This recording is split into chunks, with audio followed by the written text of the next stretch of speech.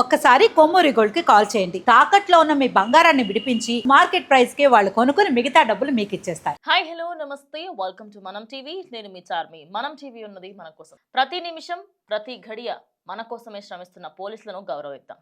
అయితే ప్రజెంట్ తెలంగాణ రాష్ట్రంలో phone tapping case మళ్ళీ పంచాయతీకి వచ్చింది. అయితే ఈ ఫోన్ ట్యాపింగ్ కేసు ఏదైతే ఉందో జూన్ 2024 వెళ్ళి సాగుతుంది. 2 సంవత్సరాలు అవుతున్నది ఈ ఫోన్ ట్యాపింగ్ కేసు ఇంకా అవుతలేదు. దానికి సంబంధించి ప్రజెంట్ ఈ రోజు అయితే మాజీ మంత్రి అయినటువంటి బీఆర్ఎస్ ఎమ్మెల్యే హరీష్ రావు గారిని సిట్ అయితే నోటీసులు ఇచ్చిందనమాట. ఆయన ఇంట్లో లేని సమయంలో ఇంటికి వచ్చి ఆయనకి నోటీసులు ఇవ్వడము, అదేవిధంగా వాళ్ళ ఫ్యామిలీ నోటీసులను తీసుకోవడం జరిగిందట.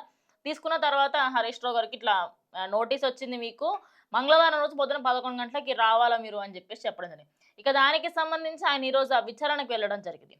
ఒకరు కాదు, ఇద్దరు కాదు, 6 ఐపీఎస్లు కూర్చొని అందులో ప్రతి ఒక్కరూ వేసే ప్రతి ఆన్సర్కి ఆయన సమాధానం చెప్పాలి. అదే కాకుండా మీకు సంబంధించి ఇందులో మీ పేరు ఎందుకు వచ్చింది, ఏంటి, ఇవన్నిటి గురించి కూడా అక్కడ మాట్లాడాల్సి వస్తుంది. అయితే ఇదే ప్రస్తుతం సోషల్ మీడియాలో అదేవిధంగా 2 పార్టీల మధ్యలో చిచ్చురేస్తుంది. అది ఎందుకు ఏంది అంటే, అసలు జరిగింది ఏంది, అప్పట్లో ఫోన్ ట్యాపింగ్ కేసు నడిచింది, ఫోన్ ట్యాప్ చేసిర్రు, మొత్తం అంటే డీటెయిల్స్ అన్ని తెలుసుకున్నారు, అన్ని చేసిర్రు అని చెప్పేసి తెలిసింది. ఇక్కడ వరకు బాగానే ఉంది. కానీ అప్పట్లో దీనికి సంబంధించి ఎక్కువగా వైరల్ అవ్వకుండా అదే సర్కారు ఉండే కాబట్టి ఏమీ ఎక్కువగా వైరల్ కాలేదు. కానీ ఇప్పుడు ఏమైందంటే మళ్ళీ అదే పంచాయతీ ఇక్కడ వరకు వచ్చింది. ఇప్పుడు మనము మెయిన్లీ తెలంగాణ రాష్ట్రానికి సంబంధించి కూడా మాట్లాడుకుందాం. అయితే గచ్చిబౌలిలోని ఆయన ఇంటికి వచ్చి ఆయన లేని సమయంలో వచ్చారనమాట. అదొక్కటి అయితే దాని తర్వాత వాళ్ళ ఫ్యామిలీ చెప్పారు. ఇక్కడ వరకు అంతవరకు తెలిసింది. మరి ఆయన బయటకు వచ్చే ముందు, అంటే సిట్ అధికారులను కలిసే ముందు ఆయన ఇంటి ముందు ఒక ప్రెస్ మీట్ అరేంజ్ చేసి అక్కడ మాట్లాడడం జరిగింది. అందులో ఏమని మాట్లాడిర్రు అంటే, నువ్వు చేసే పంచాయతీలన్నిటికీ దారితో అడ్డదారి పట్టించనికి నన్ను ఇప్పుడు సిట్ అధికారుల దగ్గర తీసుకపోతే ఈ పంచాయతీ అంతా ఏమవుతుంది, ఆహా ఇప్పుడు ఈయన మీద సిట్ అధికారం వేసింది కదా, సరే ఇప్పుడు ఇది ఏంది పంచాయతీ, ఏమైంది, మళ్ళా ఫోన్ ట్యాపింగ్ కేసు ఎందుకు వచ్చిందని గుర్తు రావాలా, అంటే నువ్వు చేసేటి అన్నీ కనిపించొద్దు, వాటన్నిటిని కప్పిపుచ్చనికి నన్ను ముందుకు తీసుకొస్తున్నావు మళ్ళా అని చెప్పేసి ఆయన మాట్లాడడం జరిగింది. మరి ఆ పంచాయతీ ఏందో కూడా తెలుసుకోవాలి కదా, అది తెలియకపోతే ఎట్లా మనకు. ఇప్పుడు దాని గురించి కూడా మాట్లాడదాం.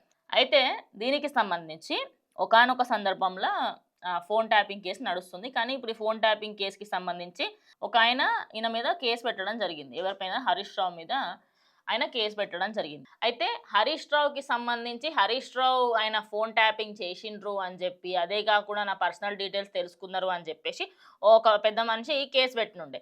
ఆయనకి సంబంధించి ప్రజెంట్ ఇప్పుడైతే నడుస్తుంది అనమాట ఇదంతా కూడా.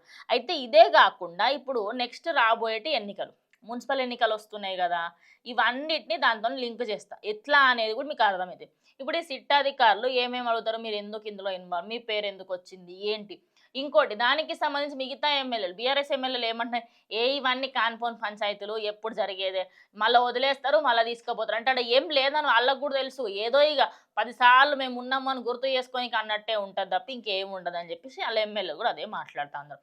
ఆఖరికి హరీష్ రావు కూడా నువ్వు చేసిన తప్పుకి, నువ్వు చేసిన కోల్ మైనింగ్కి సంబంధించిన వాటి గురించి నువ్వు తప్పుదారి పట్టించినందుకే ఇదంతా. ఇంకోటి, నీ బామ్మర్ది మీద నేను కేసు వేసిన, అందుకోసం అని చెప్పి సాయంత్రం కల్లా నాకు నోటీసులు ఇచ్చినావు, ఆయనకి సంబంధించి నేను ఆయన గురించి మాట్లాడినందుకే నువ్వు నాకు నోటీసులు ఇచ్చినావు, అంటే నువ్వు ఎంతగానో భయపడుతున్నావు అన్నట్టుగా కూడా ఆయన మాట్లాడిన వీడియోస్ ఇప్పుడు ఫుల్ వైరల్ అవుతున్నాయి. అయితే ఇప్పుడు ఇందాక చెప్పిన కదా, మున్సిపల్ ఎన్నికలకి దీనికి ఏం సంబంధం. ఇప్పుడు నేను ఒక ఓటర్ని, నేను ఇప్పుడు ఓటు వేయడానికి పోయే ముందు కొన్ని ఆలోచిస్తారే, బీఆర్ఎస్ పార్టీలు వీళ్ళు ఉన్నారు, బీఆర్ఎస్ పార్టీ వాళ్ళకి మొన్న కేసులు అయినాయి అని చెప్పి ఆలోచించమ్మా. అది సెకండ్ థింగ్. ఇప్పుడు ఏదైతే నెక్స్ట్ కాంగ్రెస్ పార్టీ వాళ్ళ మీద ఏం కేసులు అవ్వలేదే, అరే వీళ్ళకి ఓటేసింది బెటర్, బీజేపీ మీద కూడా ఏం కేసులు లేవు, వీళ్ళిద్దరి గురించి ఆలోచించాలి, అవునా కాదా. అంటే వాళ్ళకి సంబంధించి ప్రజల్లో వాళ్ళ గురించి 10 సార్లు తెలిసినప్పుడు, లేదా ఏదైనా కేసు పెట్టినప్పుడు నెక్స్ట్ రేపటి రోజు వచ్చే మున్సిపల్ ఎన్నికలలో బీఆర్ఎస్ పార్టీకి సంబంధించిన ఎవరైతే పోటీ చేస్తారో వాళ్ళందరికీ అది బెడిసి కొట్టాలి. కాబట్టి అందుకోసం అని చెప్పేసి ఈ ప్లాన్స్ అన్నీ చేస్తున్నారు అనేది ఒక వార్త. ఇంకో విషయం ఏంటంటే, హరీష్ రావు గారు మాట్లాడితే కనీసం నోట్లకెళ్ళి ఇంకో మూడో మాట రాదు. ఇక పంచాయతీ ఇంకా అక్కడికి అయిపోయింది. అంటే కౌంటర్ వేస్తే రీకౌంటర్ వేయడానికి కూడా శాత కాదు, అంత ఘోరంగా సబ్జెక్ట్ ఉన్న వ్యక్తి. ఇప్పుడు ఏంది, ఒక మున్సిపల్కి సంబంధించి మాట్లాడతారు, జిహెచ్ఎంసీ గురించి మాట్లాడతారు, ఊరు పంచాయతీల గురించి మాట్లాడతారు, ఊర్ల సమస్యల గురించి మాట్లాడరు, నీళ్ళ సమస్యల, డబ్బు సమస్యల, నీళ్లు నియామకాలు, నిధులు నియామకాలకు సంబంధించి మూడిట్ల దేని గురించి మాట్లాడడం దాని గురించి మాట్లాడతారు. అదే కాకుండా అవతల వ్యక్తులు చేసింది ఏంది, చెయ్యంది ఏంది, చెయ్యబోతుంది ఏంది, చెయ్యకుండా ఆపేస్తుంది ఏంది, నువ్వు మహాలక్ష్మి అని చెప్పి చేస్తున్న పథకాలు ఏంది, నువ్వు ఇవ్వాల్సిన ఇంకా పెండింగ్ ఉన్న పథకాలు ఏవి అని చెప్పి క్వశ్చన్ వేయగలిగే సత్తా ఉన్న ఏకైక లీడరు హరీష్ రావు. అందుకోసం అని చెప్పేసి ఇప్పుడు ఆయనకి సంబంధించి సిట్ అధికారులు పిలిచిర్రనో లేకపోతే పోలీసుల దగ్గరికి వెళ్ళిండనో ఆయన అరెస్ట్ అయిండనో ఏదో ఒకటి ఇందులో ఏదైనా సరే ఆయనకి సంబంధించి ఆయనకి పోలీసుల దిక్కు, సిట్టు దిక్కు, లేకపోతే ఏదైనా ఫోన్ ట్యాపింగ్ కేసులలో ఇరికియడం ఇవన్నీ చేస్తే ఏమైనా బెనిఫిట్ అవుతుంది ఏమో అని అనుకుంటున్నారో ఏమో. కానీ ఓవరాల్గా చూసుకుంటే మాత్రం హరీష్ రావుకి సంబంధించి ఆయన సిట్ అధికారులు అయితే ఇప్పుడు ఇంకా విచారణ కొనసాగుతూ ఉంది. దాని గురించి అయితే కంప్లీట్గా నాకు ఒకటే అనిపిస్తుంది, అందులో ఎలాంటి డీటెయిల్స్ బయటకు వస్తాయి ఏంటి అనేది పక్కకు పెడితే ఆయన అందులో లేనప్పుడు కొంతమంది ఏమంటున్నారు, ఆయన లేనప్పుడు వాళ్ళు పిలిచి 100 మాటలు మాట్లాడుకున్నా గదే ఉంటుంది, 1000 మాటలు మాట్లాడినా గదే ఉంటుంది కదా అని చెప్పి అంటున్నారు. చూద్దాం మరి. ప్రజెంట్ హరీష్ రావుకి సంబంధించి ఆయన సిట్ అధికారుల విచారణ అయితే కూర్చున్నారు. కంప్లీట్గా డీటెయిల్స్ ఫర్దర్గా బయటకు వచ్చినప్పుడు నేను మీకు కంప్లీట్ డీటెయిల్స్ ఇచ్చే ప్రయత్నం చేస్తాను. సో ఖచ్చితంగా ఈ వీడియోని షేర్ చేయండి, మీ ఫ్రెండ్స్ అండ్ ఫ్యామిలీకి కూడా దీనికి సంబంధించి షేర్ చేయండి. ఇది వాళ్ళ వీడియో, ఇంకో వీడియోతో మళ్ళీ కలుస్తాం. అంటే కీప్ వాచింగ్ మనం టీవీ.